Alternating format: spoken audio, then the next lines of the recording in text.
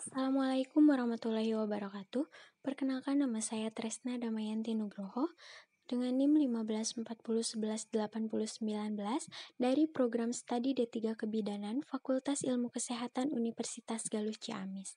Di sini saya mau memaparkan materi mengenai kegawat daruratan neonatal pada kasus kejang pada bayi baru lahir, infeksi neonatal, rujukan dan transportasi bayi baru lahir.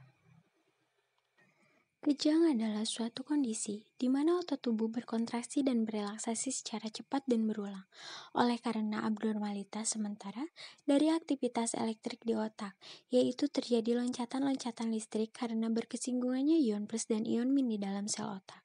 Ada beberapa penyebab terjadinya kejang pada bayi baru lahir, yaitu komplikasi prenatal, kejang bayi dengan asfiksia, dan kejang yang terjadi pada hari ke-7 hingga hari ke-10 dapat disebabkan adanya infeksi dari bakteri dan virus seperti tetanus neonatorum.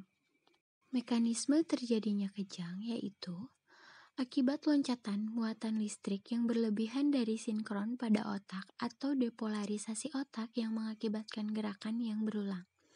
Ada beberapa jenis. Yang pertama, dari riwayat kehamilan, bayi kecil untuk masa hamil, bayi kurang bulan, ibu tidak suntik teteh, dan ibu menderita DM. Untuk yang kedua, ada dari riwayat persalinan. Yang pertama, persalinan dengan tindakan, persalinan presipitatus, dan gawat janin. Yang ketiga dari riwayat kelahiran, trauma lahir, lahir asfiksia, dan pemotongan tali pusat dengan alat tidak steril. Kelanjutannya, yang pertama ada anoksia. Susunan saraf pusat didapatkan gejala kejang yang disertai kebiruan pada tubuh bayi dan gagal napas. Yang kedua, perdarahan otak bila diperoleh kejang dengan riwayat trauma lahir pada kepala bayi. Yang ketiga, cacat bawaan bila pada pemeriksaan didapatkan kejang dengan kelainan mikrosefali. Yang keempat, sepsis yaitu kejang yang disertai pemeriksaan fisik perut buncit dan hepatosplenomegali. Yang kelima, tetanus toksioid bila kejang disertai mulut mencucu. Berikut merupakan tanda dan gejala kejang pada bayi baru lahir. Yang pertama, tremor atau gemetar. Yang kedua, hiperaktif. Yang ketiga, kejang-kejang. Yang keempat, tiba-tiba menangis melengking. Yang kelima, tonus otot hilang disertai atau tidak dengan hilangnya kesadaran. Yang keenam, pergerakan tidak terkendali. Yang ketujuh, nistagmus atau mata mengedip-ngedip. Paroksisma. Prinsip tindakan untuk mengatasi kejang. Yang pertama, menjaga jalan napas tetap bebas, mengatasi kejang secepat mungkin, mengobati penyebab kejang. Untuk penanganan kejang pada bayi baru lahir, yang pertama, bayi diletakkan dalam tempat hangat, pastikan bayi tidak kedinginan. Suhu dipertahankan 36,5 sampai 30 derajat Celcius.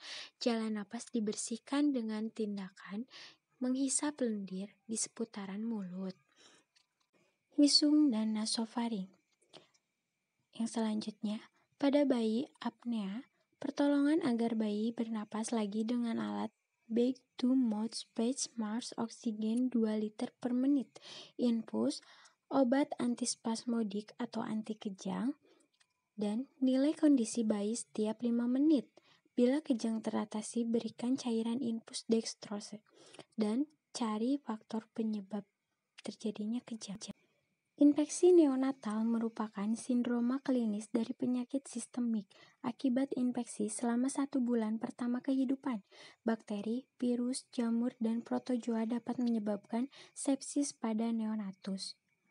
Umumnya disebabkan oleh infeksi bakteri, namun pada kasus tersebut sepsis neonatorum juga dapat disebabkan oleh infeksi virus dan jamur.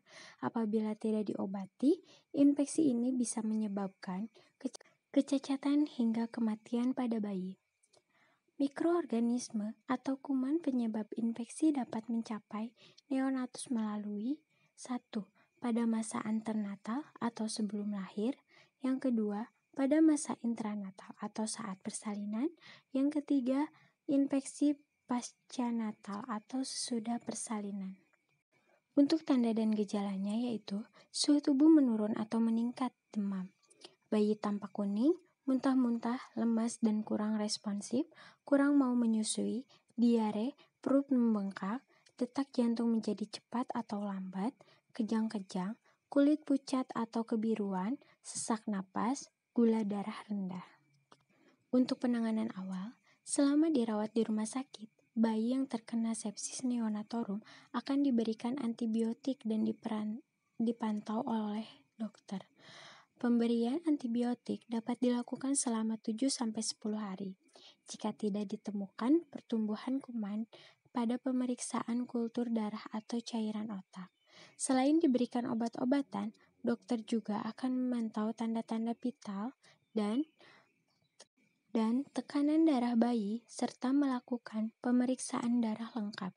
Jika suhu tubuh bayi tidak stabil, ia bisa dimasukkan ke dalam inkubator. Prinsip dasar. Paling ideal, rujuk antepartum, rujukan pada saat janin masih ada dalam kandungan ibu. Perubahan keadaan dan penyakit pada bayi baru lahir demikian cepatnya. Perlu tata laksana dan adekuat pada fasilitas yang lebih lengkap dan terdekat. Sistem regionalis rujukan perinatal. Apabila bayi dirujuk ke fasilitas yang lebih lengkap, yakinkan bahwa bayi akan mendapatkan keuntungan atau nilai positif dibanding bila hanya tetap dirawat di tempat asalnya. Saat merujuk, harus dalam keadaan stabil atau minimal tanda bahaya sudah dikelola terlebih dahulu. Perlu melibatkan orang tua atau keluarga dalam mengambil keputusan untuk merujuk dan jelaskan kepada keluarga bayi harus dirujuk. Berikut merupakan kasus yang harus dirujuk. Yang pertama, gangguan pernapasan sedang dan berat apapun penyebabnya. Yang kedua, asfiksia yang tidak memberi respon pada tindakan resusitasi sebaiknya dalam 10 menit pertama. Yang ketiga, kasus bedah neonatus. Yang keempat, BBLR kurang dari 1.750 gram. Yang kelima, BBLR 1.750 gram sampai 2.000 gram dengan kejang, gangguan napas, gangguan pemberian minum. Bayi hipotermia berat dan ikterus yang tidak memberikan respon dengan fototerapi. Kasus yang harus dirujuk lanjutan, kemungkinan penyakit jantung bawaan, bayi ibu diabetes mellitus dengan hipoglikemia simptomatik, kejang yang tidak teratasi, tersangka infeksi, sepsis, meningitis berat atau dengan komplikasi, penyakit hemolisis, tersangka renjatan yang tidak memberi respon baik, hipoglikemia yang tidak dapat teratasi. Sistem rujukan dan transportasi. Perhatikan regionalisasi rujukan pranatal. Rujukan dengan cepat, aman, dan benar. Puskesmas merupakan penyaring kasus resiko yang perlu dirujuk sesuai dengan besaran resiko, jarak, dan faktor lainnya. Memberi informasi dan melibatkan orang tua atau keluarga dalam mengambil keputusan untuk merujuk. Melengkapi syarat-syarat rujukan, persetujuan tindakan, surat rujukan, catatan medis. Untuk kasus tertentu, kadang diperlukan sampel darah ibu. Merujuk bayi dalam keadaan stabil harus disertai dengan tenaga yang terampil melakukan resusitasi. Untuk data yang harus diinformasikan meliputi identitas bayi dan tanggal lahir, identitas orang tua, riwayat kehamilan, persalinan dan prosesnya, tindakan resusitasi yang dilakukan, obat yang dikonsumsi oleh ibu, nilai Apgar tidak selalu harus diinformasikan bila tidak tersedia waktu karena melakukan tindakan resusitasi aktif, masa gestasi dan berat lahir, tanda vital, suhu, frekuensi jantung, pernapasan, warna kulit dan aktif atau tidaknya bayi, tindakan atau prosedur klinik dan terapi lain yang sudah diberikan bila tersedia data pemeriksaan penunjang yang ada, misalnya glukosa, elektrolit, dan lain-lain. Syarat untuk melakukan pemberangkatan transportasi. Bayi dalam keadaan stabil, bayi harus dalam keadaan hangat, kendaraan pengangkut juga harus dalam keadaan hangat, didampingi oleh tenaga kesehatan yang sudah terampil melakukan tindakan resusitasi, minimal ventilasi. Yang terakhir, tersedia peralatan dan obat yang dibutuhkan. Mungkin cukup sekian dari saya. Mudah-mudahan ilmunya bermanfaat.